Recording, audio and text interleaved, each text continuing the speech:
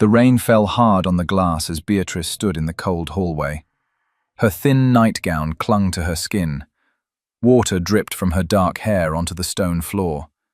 She had been locked out of her room again. Her stepsister thought it was funny. "Please," Beatrice whispered through the door. "Let me in. I am cold." Laughter came from inside. "You should have thought of that before you existed," her stepsister Priscilla said. More giggles followed. The door stayed locked. Beatrice wrapped her arms around herself. The nightgown was old and worn. She could almost see through the thin fabric. It had belonged to a servant once. Now it belonged to her. Everything she owned had belonged to someone else first. She walked down the hallway toward the stairs.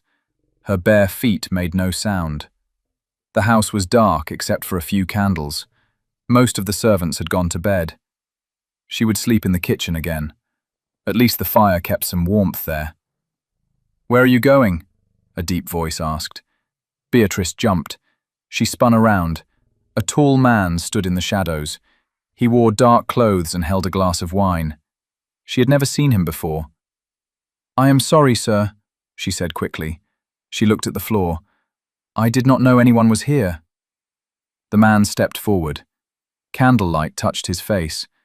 He had sharp features and cold, grey eyes. His dark hair was slightly messy. He looked tired. Very tired. "You live here?" he asked. "Yes, sir." "In your nightclothes? In the hallway?" His voice held no emotion. He was simply asking questions. Beatrice felt her cheeks burn with shame. She knew what he must think. "I was locked out of my room, sir. I was going to the kitchen." He studied her for a long moment. His eyes moved over her face, her wet hair, her shaking shoulders. Then he looked at her nightgown. The thin, transparent nightgown. "Your nightgown is transparent," he said quietly. Beatrice wanted to disappear. She wanted the floor to open and swallow her whole. She crossed her arms tighter over her chest. "I know, sir. I am sorry." She waited for him to offer his coat. That is what gentlemen did in stories. They saw a lady in distress and helped her. But this man did not move. He did not reach for his coat. He simply looked at her with those cold, grey eyes. "The kitchen is downstairs?" he asked. "Yes, sir." "Go then." Beatrice hurried past him. She did not look back. Tears burned her eyes, but she would not cry. Not in front of a stranger. She had learned long ago that tears changed nothing. Beatrice had not always lived like this. Once she had been the daughter of a country gentleman. Her mother had died when she was young. Her father had remarried when she was 12. His new wife brought 2 daughters with her, Priscilla and Constance. At first, things were fine. Her stepmother smiled and spoke kindly. Her stepsisters pretended to like her. But then her father died. He fell from his horse during a hunt. After that, everything changed. "Your father left debts," her stepmother said. "We must be careful with money." Careful meant Beatrice wore old clothes. Careful meant she ate after everyone else. Careful meant she slept in the smallest room in the coldest part of the house. Her stepsisters got new gowns and new bonnets. They went to parties and balls. Beatrice stayed home. "You are too plain to go anywhere," Priscilla told her. "You would embarrass us."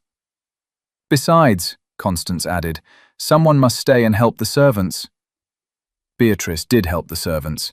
She cleaned and cooked and mended clothes. She worked from dawn until late at night. Her hands grew rough, her back ached. But she said nothing. Where would she go? She had no money, no family, no one. The only kindness came from Mrs. Wells, the old housekeeper. She would sneak Beatrice extra food sometimes. "You are too thin, child," she would say. "Eat this."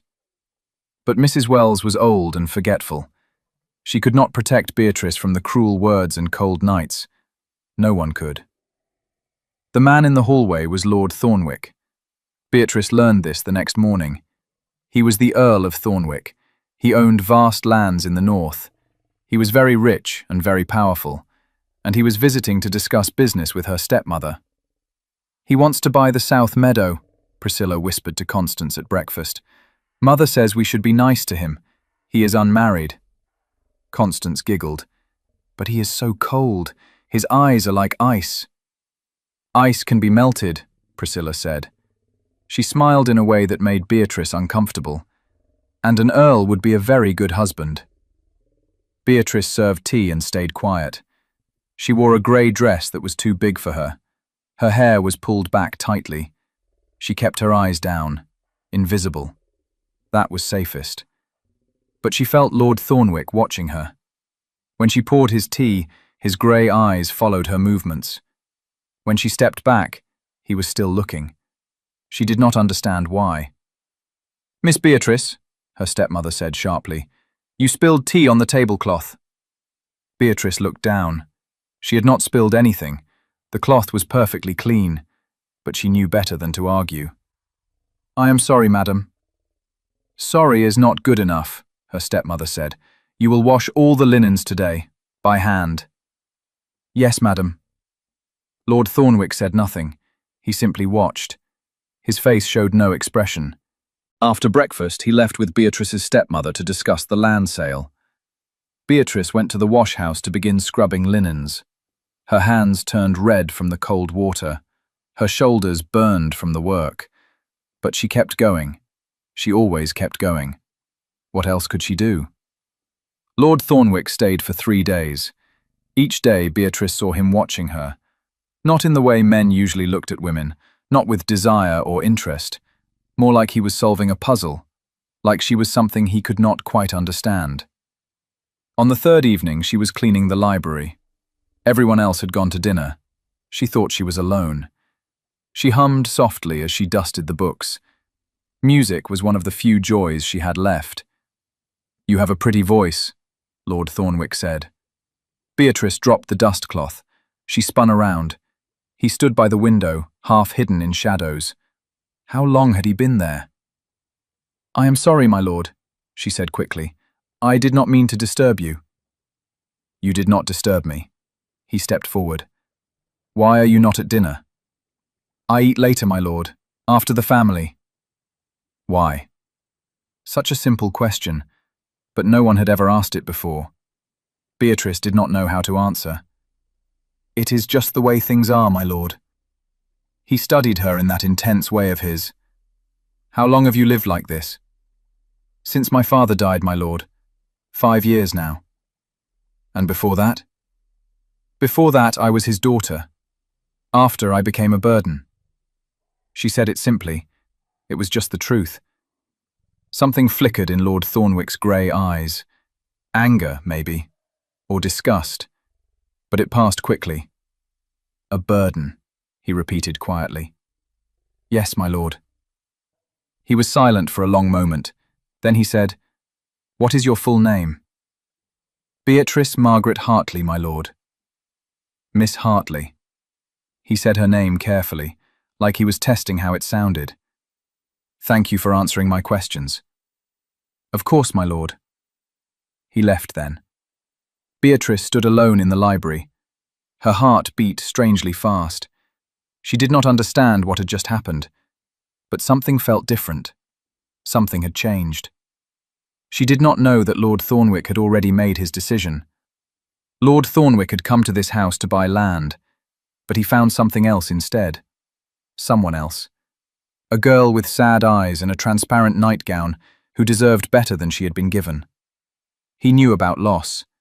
His own wife had died 2 years ago in childbirth. The baby died too. Since then, he had been empty. His grand house felt like a tomb. His title felt like a weight. He went through each day feeling nothing at all. But watching Beatrice scrub floors and serve tea while her family mocked her, he felt something stir. Anger, yes, but also something else. A desire to protect, to rescue, to save something when he had failed to save the ones he loved most. That night, he made an offer to Beatrice's stepmother. "I will buy your land," he said, "and I will pay double what it is worth." Her stepmother's eyes lit up with greed. "How generous, my lord." "But I have a condition," he continued. "I require a wife. I want Miss Beatrice Hartley." Silence fell over the room. Priscilla gasped. Constance looked furious. The stepmother's face went pale, then red. "Beatrice?" she sputtered. "But surely you mean Priscilla, or Constance. They are much more suitable." "I want Miss Hartley," Lord Thornwick repeated. His voice was cold as winter. "Those are my terms." The stepmother's mind worked quickly. She was losing nothing but a burden and gaining a fortune. "Of course, my lord, if that is your wish." "It is. We will marry in 1 week. I will make all the arrangements." He stood. "Inform Miss Hartley in the morning. Good evening." He left without waiting for a response. Behind him, the family erupted in shocked conversation, but he did not care. He had made his choice. Now he would see it through. Even if he could not love again, he could at least save one person from suffering. That would have to be enough. Beatrice stood in the drawing room wearing a borrowed dress.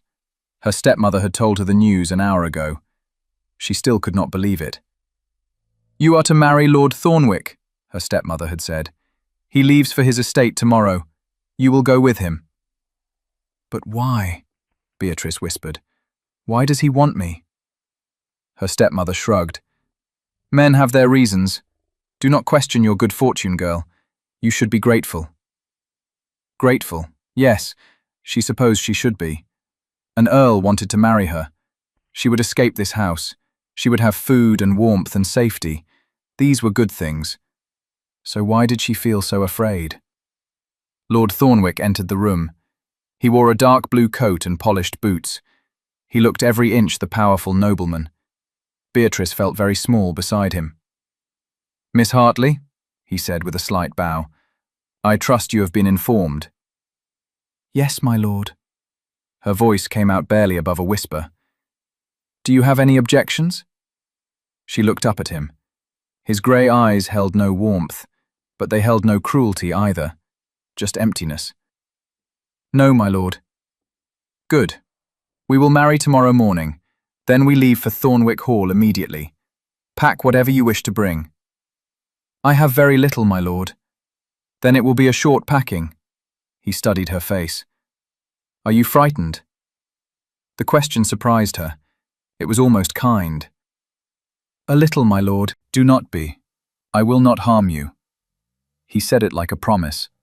Then he left. Beatrice stood alone. Tomorrow she would be a countess.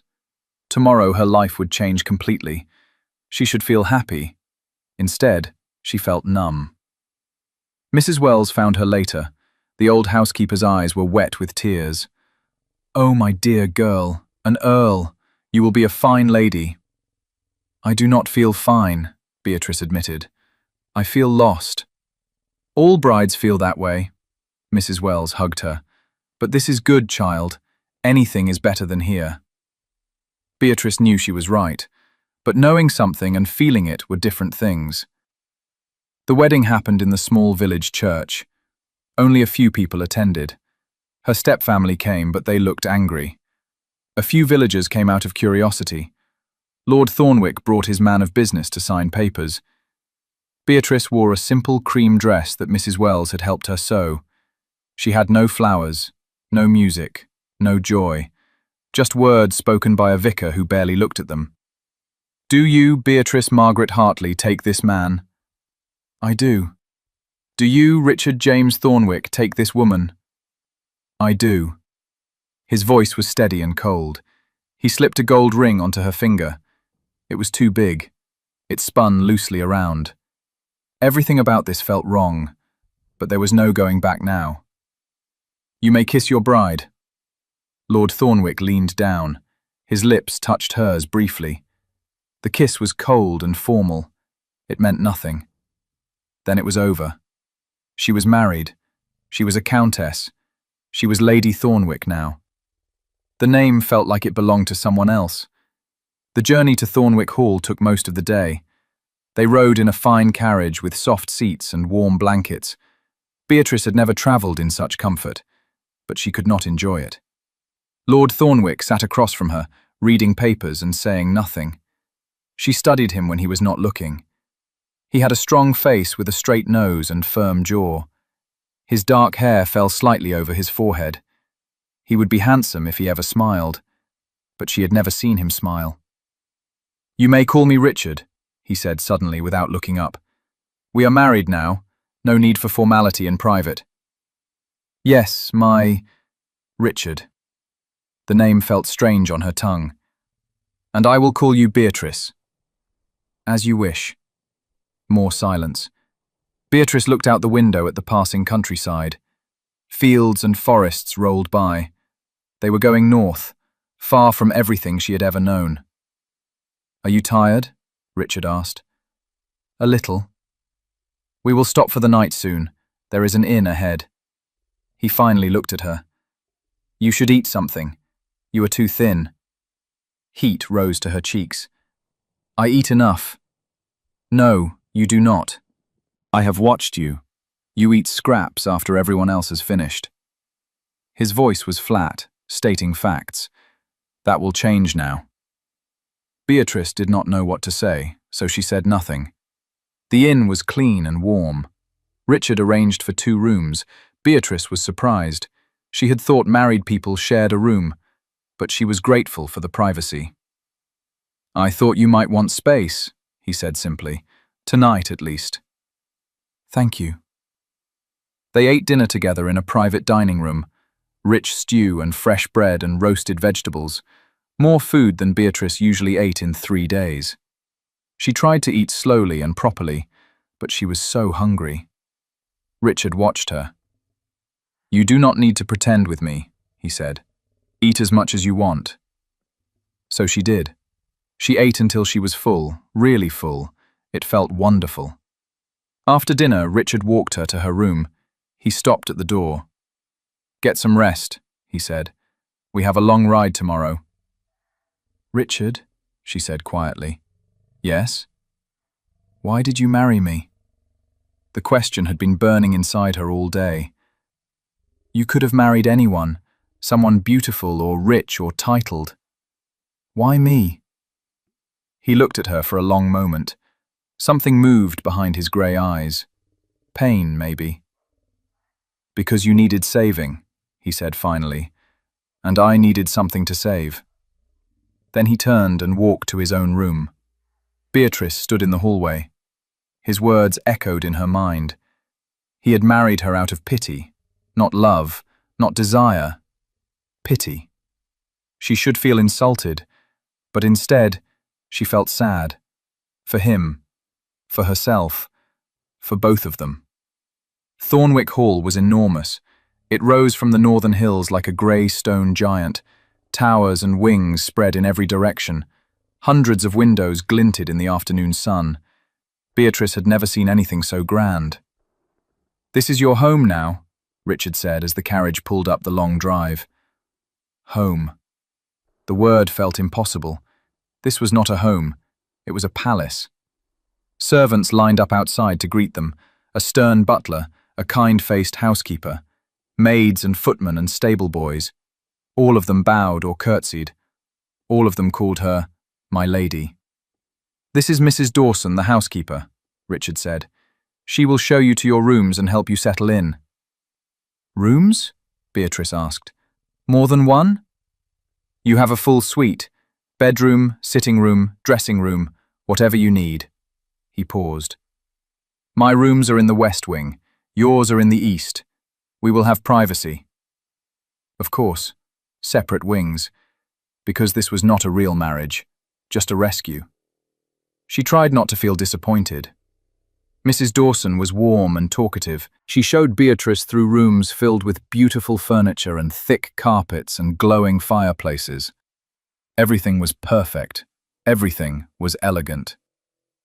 "His lordship has not had a lady in the house since the previous countess died," Mrs. Dawson said sadly. "It will be good to have life here again." "How did she die?" Beatrice asked quietly. "In childbirth, my lady. Both her and the babe. It nearly destroyed his lordship." Mrs. Dawson shook her head. "He has not been the same since. So cold now. so distant. Beatrice's heart ached. She understood now. Richard was not cold by nature. He was cold because he had been hurt. She knew that feeling well. "These will be your rooms, my lady," Mrs. Dawson said, opening a door. Beatrice stepped inside and gasped. The bedroom was beautiful. A huge bed with blue curtains, a fireplace already burning, windows overlooking gardens and hills. It was like something from a dream. "Is it to your liking?" Mrs. Dawson asked. "It is perfect," Beatrice whispered. Then tears came. She could not stop them. All the fear and confusion and exhaustion poured out. Mrs. Dawson hugged her. "There now, my lady. You are home. You are safe. Everything will be all right." Beatrice wanted to believe her. She really did. That evening, Beatrice dressed for dinner. A maid named Annie helped her. The closets were filled with beautiful new gowns. Richard had arranged for them. "His lordship sent measurements and orders weeks ago," Annie explained. "He wanted everything ready for you." Weeks ago, before the wedding, he had planned all of this. Beatrice did not know what to think about that. She chose a simple green dress. Annie styled her hair and gave her pearl earrings to wear. When Beatrice looked in the mirror, she barely recognized herself. She looked like a lady. Dinner was in a grand dining room with a table that could seat 30 people, but only 2 places were set, one at each end, so far apart. Richard stood when she entered. He wore evening clothes. He looked formal and distant. "You look well," he said. "Thank you." They sat. Servants brought course after course, soup and fish and meat and vegetables. Beatrice had never seen so much food. They ate in silence. The distance between them felt like a canyon. "How do you find your rooms?" Richard asked finally. "They are beautiful, thank you." "Good." More silence. Beatrice searched for something to say. "The estate is very large." "Yes, we have tenant farms, forests, and several villages. I will show you around when you are settled." "I would like that." He nodded, then went back to eating. Beatrice felt her courage grow. "Richard, may I ask something?" "Of course. Why are we sitting so far apart?" He looked surprised, like the question had never occurred to him. "It is traditional." "It is lonely," she said softly. Something flickered in his eyes. He stood. "You are right." He picked up his plate and moved to the chair beside her, much closer now. "Is this better?" "Yes, much better." They finished dinner side by side, and though they did not say much, the silence felt less empty. Maybe, Beatrice thought, this could work. Maybe they could find some kind of happiness together. Maybe. Days passed into weeks. Beatrice began to learn the rhythms of Thornwick Hall. She walked the gardens each morning. She read in the library each afternoon. She dined with Richard each evening. Slowly, carefully, they began to talk. "What are you reading?" he asked one night. "Poetry. Wordsworth." "Do you like poetry?" "Very much. It makes me feel less alone." She paused. "That probably sounds foolish." "No," he said quietly. "It does not sound foolish at all." He started joining her in the library sometimes. He would work on estate business while she read. They did not always talk, but the companionship felt good, comfortable, right. Richard also began to show small kindnesses. He noticed she liked roses, so he had them placed in her rooms daily. He saw she was cold one evening, so he moved her chair closer to the fire. When she mentioned missing music, he hired a music teacher. "You do not have to do all this," Beatrice said. "I know," Richard replied. "I want to." Those 3 words meant more than he probably realized. One afternoon, Beatrice was walking in the gardens when she heard shouting. She followed the sound to the stables. Richard was there with his horse. The animal was agitated, dancing and pulling. "Easy, Shadow," Richard said firmly. "Easy now." But the horse reared up, its hooves lashed out. Richard tried to hold on, but the rope burned through his hands. He stumbled back. Without thinking, Beatrice ran forward. She had grown up around horses. She knew how to calm them. She approached slowly, speaking softly. "There now, beautiful. No one will hurt you. You are safe." Shadow's ears twitched toward her voice. Beatrice kept talking, soft, nonsense words in a gentle tone. The horse slowly calmed. She reached out and touched his nose. He nuzzled into her hand. "Remarkable," Richard said behind her. Beatrice jumped. She had forgotten he was there. "I am sorry, my lord. I should not have interfered." "Why do you call me that?" he asked. "I asked you to use my name." "I forgot."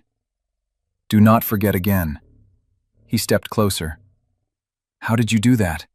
He has been wild all day." "I just spoke kindly. Horses respond to kindness." She stroked Shadow's neck. "He was frightened, not mean. There is a difference." Richard watched her with a strange expression.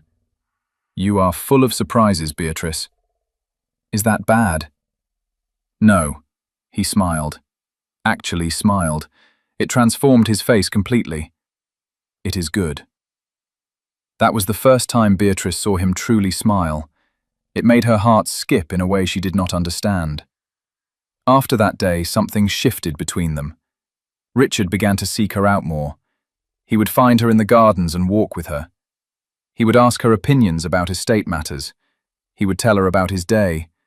And Beatrice began to see the man beneath the cold exterior. He was thoughtful and intelligent. He cared deeply about his tenants and land. He had a quiet sense of humor that surprised her.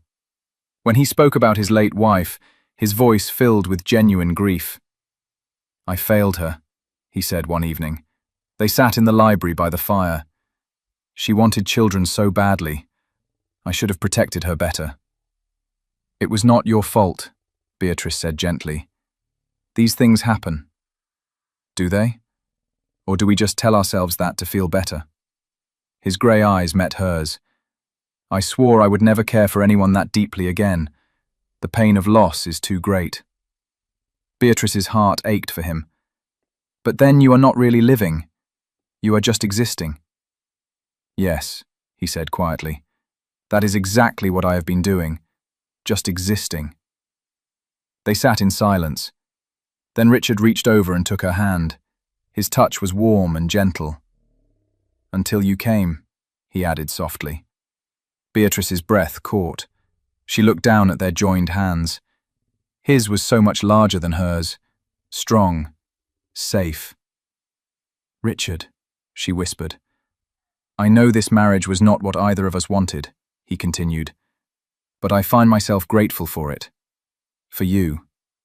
He squeezed her hand gently. "You have brought light back into this house, into my life." Tears filled Beatrice's eyes. "You saved me," she said, "from a life of misery. I am the one who should be grateful." "Then we are both grateful." He lifted her hand to his lips and kissed it softly. "What a pair we make." Beatrice laughed through her tears, and Richard smiled. Really smiled. The kind of smile that reached his eyes and made them warm instead of cold. Something was blooming between them. Something neither had expected. Something that felt like hope. The next few weeks were the happiest Beatrice had ever known. She and Richard spent more time together. They rode horses through the estate. They played cards in the evening. They discussed books and politics and everything else. Richard taught her about managing the estate. He showed her the account books and introduced her to the tenant farmers. "You are the countess," he said. "This is your responsibility too." Beatrice loved learning. She loved feeling useful. For the first time in years, she felt like she mattered. The servants noticed the change too. "His lordship is different now," Mrs. Dawson said happily. "He laughs, he smiles. We have not seen him like this since before the tragedy." "Her ladyship is good for him," Annie agreed. "Good for all of us." Beatrice overheard this conversation by accident. It made her heart swell with quiet joy. She was good for Richard, and he was good for her. They were healing each other. One evening they were in the music room. Beatrice played piano while Richard listened. She had learned a new piece and wanted to share it. Her fingers moved over the keys. The music filled the room. When she finished, she looked up. Richard was standing right beside the piano. His eyes were intense. "That was beautiful," he said. "Thank you." "Beatrice." He reached out and touched her cheek. "I need to tell you something." Her heart pounded. "What is it?" "I think I am falling in love with you." The words hung in the air between them. Beatrice could not breathe, could not think. "You are?" she whispered. "Yes." His thumb stroked her cheek gently. "I did not expect it. I did not want it. But it has happened anyway." He leaned closer. "You have become precious to me, more precious than I can say." "Richard," her voice shook. "I do not know what to say." "Say you feel something too, even a little." His voice was almost pleading. "Tell me I am not alone in this." Beatrice looked into his grey eyes. They were no longer cold. They were warm and vulnerable and hopeful. And she realized the truth. "You are not alone," she said softly. "I feel it too." Joy lit his face. "Truly?" "Truly." He cupped her face in both hands. Then he kissed her. Not the cold, formal kiss from their wedding. This was warm and tender and full of feeling. Beatrice's eyes closed. Her hands gripped his coat. The world disappeared. There was only this moment, only this man, only this feeling of finally being home. When the kiss ended, Richard pulled her close. She rested her head on his chest. She could hear his heartbeat, strong and steady. "I never thought I could feel this way again," he murmured into her hair. "You have given me a gift, Beatrice. You have given me back my life." "You gave me mine," she whispered back. "We saved each other." They stood there holding each other as the sun set outside, and for the first time in a very long time, both of them felt complete. Everything changed after that night. Richard moved his things to the East Wing to be closer to Beatrice. They became a true couple, not just in name, but in every way. They would wake together and have breakfast in her sitting room. Richard would tell her his plans for the day and ask for her thoughts.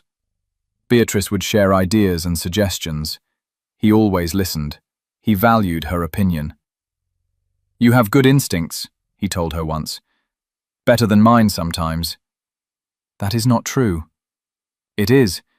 You see people clearly. You understand hearts." He smiled. "I see numbers and duty. You see humanity." Together they made a good team. They visited tenant families and helped where they could. They hosted a harvest festival that the whole estate attended. They were becoming beloved by everyone around them. And at night, they would sit together by the fire, sometimes talking, sometimes reading, sometimes just being close. The silence between them was no longer empty. It was full of understanding and comfort and love. "I never knew marriage could be like this," Beatrice said one evening. "Like what?" "Easy, natural, like we fit together." Richard kissed her forehead. "We do fit together. Perfectly." Beatrice snuggled closer. She felt safe, cherished, loved. After so many years of pain, she had found peace. She had found home. She had found everything she never knew she needed. But happiness, she would learn, is fragile. And the past has a way of finding you when you least expect it. The letter arrived on a Tuesday morning. Richard was at the stables when a messenger rode up. He brought news from London. Richard read the letter and his face went pale. Beatrice found him in his study an hour later. He was staring at papers on his desk. "Richard, what is wrong?" He looked up. His eyes were troubled. "My cousin has died. Lord Ashford." "I am sorry." Beatrice knew they had been close once. His widow is coming here. She will arrive tomorrow. He rubbed his face tiredly. With her daughter. That seems natural. She must be grieving. Yes, but there is more. He handed her a paper. This is a contract, between my father and Ashford, made years ago. Beatrice read it slowly. Her blood went cold. This says you were betrothed to Lady Ashford's daughter. Yes, when we were children. I thought the contract void after I married Catherine. Catherine was his first wife. But apparently not. The marriage must still be fulfilled, or my family loses lands and money. But you are married now, to me. Richard's face filled with anguish. I know, but this contract predates our marriage. My solicitor says it might be legally binding. What does that mean? Beatrice's voice shook. It means our marriage might be challenged, annulled. He stood and came to her. I will not let that happen, do you hear me? I will fight this with everything I have. But Beatrice's mind was spinning. Annulled. Their marriage erased, like it never happened. Who is this woman, this daughter? Lady Helena Ashford. I have not seen her since we were children. He gripped Beatrice's shoulders. I do not want her. I want you. But if the law says you must marry her, then the law is wrong. His voice was fierce. You are my wife, my love. Nothing will change that. Beatrice wanted to believe him, but fear wrapped around her heart like ice. She had been happy for such a short time. Had she been foolish to think it would last? Lady Ashford arrived the next day in a grand carriage. She was tall and elegant with silver hair. Her daughter Helena was beautiful, blonde and graceful with perfect features and perfect manners. Lord Thornwick, Lady Ashford said, how good of you to receive us in our time of sorrow. My condolences on your loss, Richard said formally. May I present my wife, Lady Thornwick? Lady Ashford's eyes swept over Beatrice. Cold assessment. Your wife? Yes. We must discuss that. Dinner that night was tense. Lady Ashford dominated conversation. She spoke of London society and important people. Helena sat quietly, looking uncomfortable. Beatrice said almost nothing. She felt small and plain next to these sophisticated women. Tell me, Lady Thornwick, Lady Ashford said, what family are you from? The Hartleys, madam, from the South Country. Hartley. I do not know that name. Minor gentry, I presume? Yes, madam. Ah. Lady Ashford's tone made it clear what she thought of that. And how did you meet my cousin Richard? Through family connections, Richard said quickly. His voice was hard. But our personal history is not up for discussion. Of course, Lady Ashford smiled, but it did not reach her eyes. I simply wonder at the haste of the marriage, so soon after dear Catherine's death. It has been 2 years, Richard said coldly. Has it? It seems like yesterday. She sighed dramatically. But perhaps you needed comfort. Any port in a storm, as they say. Beatrice felt the words like slaps. Any port in a storm. Meaning she was just convenient, just available. Not special, not chosen. That is enough, Richard said sharply. You will not speak of my wife that way. I meant no offense. Lady Ashford raised her hands. I simply state facts. Your marriage was hasty and unusual, and given the contract between our families, perhaps not entirely legal. Silence fell over the table. There it was, the real reason for this visit. We will discuss this tomorrow, Richard said, in private. Now, if you will excuse us, my wife is tired. He stood and offered his arm to Beatrice. She took it gratefully. They left the dining room together, but Beatrice could feel Lady Ashford's cold eyes on her back. That night, Beatrice could not sleep. She lay awake staring at the ceiling. Richard was beside her, but she felt miles away. All the old fears came rushing back. She was not good enough, not pretty enough, not worthy enough. "You are thinking too much," Richard murmured. He had not been sleeping either. "I cannot help it." He rolled toward her. "Beatrice, look at me." She met his eyes in the darkness. "What if they are right? What if our marriage is not legal?" "Then we will make it legal. Again. As many times as necessary." He touched her face. "You are my wife, my heart. Nothing will change that." "But Helena is beautiful, and titled, and she was meant for you." "She was never meant for me. That contract was about land and money, not love." He kissed her softly. "You are the one I choose. Every day, every moment. You." Tears slid down Beatrice's cheeks. "I am afraid." "So am I," he admitted. "But we will face this together. We will not let them tear us apart." He held her close. And eventually, Beatrice slept. But her dreams were troubled. The next morning, Richard met with Lady Ashford and her solicitor. Beatrice was not invited. She waited in her sitting room, pacing and worrying. Hours passed. Finally, Richard returned. His face was gray. "What did they say?" Beatrice asked. "The contract is binding. My marriage to Catherine should have voided it, but there was a clause. If Catherine died without producing an heir, the contract revives." He sank into a chair. "My solicitor believes they have a case. So what happens now?" "They will take the matter to court if I refuse to cooperate. It could take years and cost a fortune." He looked up at her. "But I will do it. I will fight them." "Richard." Beatrice knelt beside him. "Maybe you should not." "What?" "If the law says you must marry Helena, then perhaps you should." The words hurt to say, but she forced them out. "I do not want to trap you in a legal battle. I do not want to be the reason you lose your lands." "You think I care about land more than you?" Richard looked shocked. "Beatrice, I would give up everything for you." "But you should not have to. You have responsibilities, people who depend on you." She took his hands. "I will survive. I always do." "No." His voice was fierce. "I will not lose you. Do you understand? I cannot lose you." "But, no."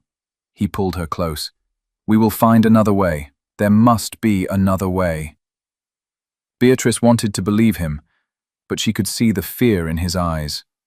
And she knew this battle might destroy them both. Over the next few days, tension filled Thornwick Hall. Richard spent hours with solicitors and papers.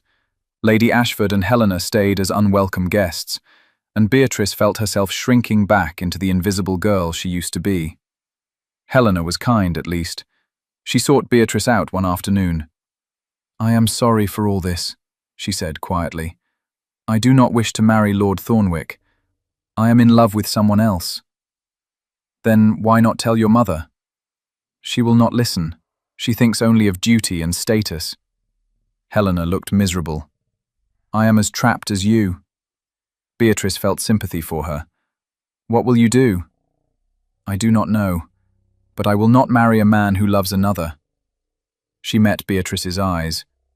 "He does love you, you know. Anyone can see it." "I know." Beatrice's voice broke. "That is what makes this so hard." That evening, Beatrice made a decision. She found Richard in the library. "I am leaving," she said. He jumped up from his desk. "What?" "I'm going away. Back to my stepmother, maybe, or somewhere else. It does not matter." She kept her voice steady, even though she was breaking inside. "If I am gone, the contract will not matter. You can marry Helena and fulfill your duty." "Absolutely not." Richard crossed to her in 2 strides. "You are not leaving." "Richard, please, this is tearing you apart." "You leaving would tear me apart." He gripped her arms. "Do you not understand? You are everything to me. Everything. I cannot breathe without you." You could learn. No. He shook her gently. No, I will not learn. I will not let you go. His voice cracked. Please, Beatrice, please do not leave me. She had never heard such desperation in his voice. Tears streamed down her face. I do not know what else to do. Stay. Fight with me. Believe in us. He pulled her close. We will find a way, I promise. Beatrice buried her face in his chest. She wanted to believe him. She wanted it so much, but the fear would not let go. The answer came from an unexpected source. Helena came to Beatrice's room late one night. Her eyes were red from crying. I need your help, she said. My help? I have decided to run away with the man I love, but I need someone to help me escape. Helena gripped Beatrice's hands. If I disappear, my mother cannot force this marriage. Richard will be free. You will be safe. Beatrice's heart leaped with hope. Are you certain? Your mother will be furious. I do not care anymore. I am tired of living for her expectations. Helena smiled through tears. I want to live for love, like you and Richard do. They made a plan. The next night, Helena's love would come with a carriage. Beatrice would help her pack and sneak out. Lady Ashford would discover her daughter gone in the morning. Thank you, Helena whispered as she left. You are giving me my freedom, and I am giving you yours. Everything went according to plan. Helena escaped in the night with her beloved. When Lady Ashford discovered her missing, she was furious. She raged and threatened, but there was nothing she could do. Without Helena, there could be no marriage. You helped her, Lady Ashford accused Beatrice. You turned her against her duty. I helped her find happiness, Beatrice said calmly. Something you know nothing about. Lady Ashford looked shocked. She had expected the meek, quiet girl to stay silent, but Beatrice was done being silent, done being afraid. Your contract is void now, Richard said coldly to Lady Ashford. You have no claim here. I suggest you leave. You will regret this, Lady Ashford hissed. Both of you. I regret nothing, Richard said. He put his arm around Beatrice. Now get out of my house. Lady Ashford left in a fury. Her carriage disappeared down the drive, and just like that, the threat was gone. That evening, Richard called the entire household together. Servants and staff gathered in the main hall. Beatrice stood beside him, confused. I have an announcement, Richard said loudly. His voice carried through the room. There have been questions about my marriage, accusations, contracts from the past. He paused. I want everyone to know the truth. He turned to Beatrice and took her hands. I married this woman not out of duty or contract. I married her because she is good and kind and brave, because she sees beauty in broken things and brings light to dark places. His voice grew stronger. I married her because I love her, more than land, more than title, more than anything in this world. Beatrice's eyes filled with tears. Richard, she whispered. You are my wife, he continued, my countess, my heart, and I will spend the rest of my life making sure you never doubt that again. He raised her hands to his lips. I love you, Beatrice, forever. The servants burst into applause. Mrs. Dawson was crying. Even the stern butler smiled. Beatrice looked around at all these people who had become her family, her home. Then she looked back at Richard. I love you too, she said clearly. You saved me when I had nothing. You gave me a home when I was lost. You made me believe I was worthy of love. She smiled through her tears. You are my home, Richard. My heart. My everything. He pulled her close and kissed her. Right there in front of everyone. A kiss full of promise and joy and unshakable love. The servants cheered, and Beatrice's heart felt so full she thought it might burst. A month later, a letter arrived from Helena. She had married her love in Scotland. They were blissfully happy. She thanked Beatrice for her courage and friendship. You showed me what love could be, she wrote. I will never forget that. Beatrice smiled as she read. She was glad Helena found her happiness. Everyone deserved that. "Good news?" Richard asked. He was working at his desk in the library. Beatrice had taken to spending her afternoons there with him. "Very good news." She showed him the letter. He read it and smiled. "I am happy for her, and grateful." He pulled Beatrice onto his lap. "She gave us our freedom." "We gave each other freedom," Beatrice corrected. She wrapped her arms around his neck. "I was trapped by fear and worthlessness. You freed me from that. And I was trapped by grief and guilt. You freed me." He kissed her softly. "We rescued each other." "Yes, we did." They sat together in comfortable silence. Outside, autumn leaves fell like golden rain. Inside, the fire crackled warmly. Everything was peaceful. Everything was right. "Beatrice," Richard said quietly. "Yes?" "I have been thinking. This house is very large and very empty." She looked at him. His eyes held a question and hope. "Are you saying what I think you are saying?" "I am saying I want a family. With you." He touched her cheek. "Children running through these halls. Laughter and chaos and love." His voice grew soft. "If you want that too." Beatrice's heart swelled. "I want that more than anything." "Truly." "Truly." She kissed him deeply. "A family. A real family. Made of love, not duty." "Made of love," he agreed. "Always love." 2 years later, Beatrice stood in the nursery holding a baby. Her son. Little Thomas Richard Thornwick. He had his father's grey eyes and his mother's dark hair. He was perfect. Richard came in and wrapped his arms around them both. "How are my two favourite people?" "Sleepy," Beatrice said with a laugh. "This little one kept us awake all night." "Worth it, though." Richard kissed the baby's head, then Beatrice's cheek. "Every moment is worth it." Beatrice leaned back against her husband. She thought about that night years ago, standing in a cold hallway in a transparent nightgown, ashamed and afraid, meeting a cold stranger who did not offer his coat. That stranger had become her husband, her love, the father of her child. He had given her everything: home, family, worth, and she had given him the same. Two broken people made whole by love. "What are you thinking about?" Richard asked. "About how far we have come," Beatrice said softly. "About how lucky we are." "Not lucky. Blessed." He turned her to face him. Baby Thomas gurgled between them. "I love you, Beatrice Thornwick. More today than yesterday. More tomorrow than today."